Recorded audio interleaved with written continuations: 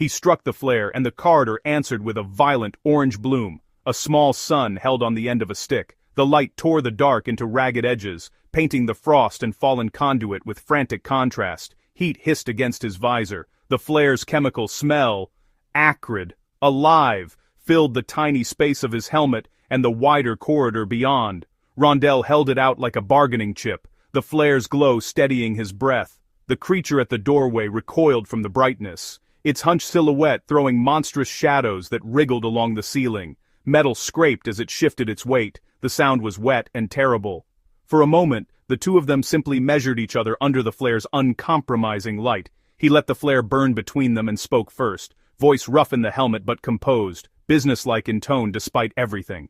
I don't want trouble, I want answers. He kept his hands visible, one supporting the flare, the other flat and empty. His words were a merchant's gambit, small, direct, intended to buy information. The creature replied in a series of low clicks and guttural breaths, then a wet rasp that resolved into surprisingly articulated words. Cold, hungry, people? It sounded like someone who had forgotten how to shape language but still recalled its utility. The cadence was broken but not unintelligible. Rondell's internal monologue ran through three trajectories at once: how to trade for information, how to conserve oxygen, how to avoid being torn apart.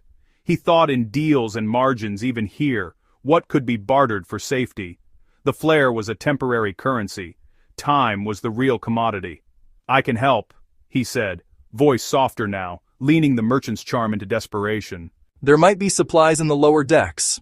Oxygen, food, stay back and I'll bring something. He was calculating distance, timing, the weight of the lift shaft behind him. His words were practiced, persuasive. He was a man who sold futures and emotions as easily as credits. The creature's head tilted, the motion oddly human. It sniffed the air and answered slower, as if weighing his sincerity. Bring, not hurt. The promise was a thin thread, but it held. Rondell registered a new immediate problem. Movement laterally would expose him to a flank. Retreat would close the only route he'd used to enter. He had to choose a plan that preserved momentum and oxygen while keeping the creature's attention directed away from a charge. His merchant instincts proposed a gamble, trade light for distance. He nodded once and backed slowly, flare still held high. Wait here, I'll be quick. The creature watched him go, nostrils flaring. Rondell's monologue tightened into a single focus, survival through transaction. He kept the flare flame between them as he turned, every step measured and careful, mind already plotting how to turn the facility's assets into leverage.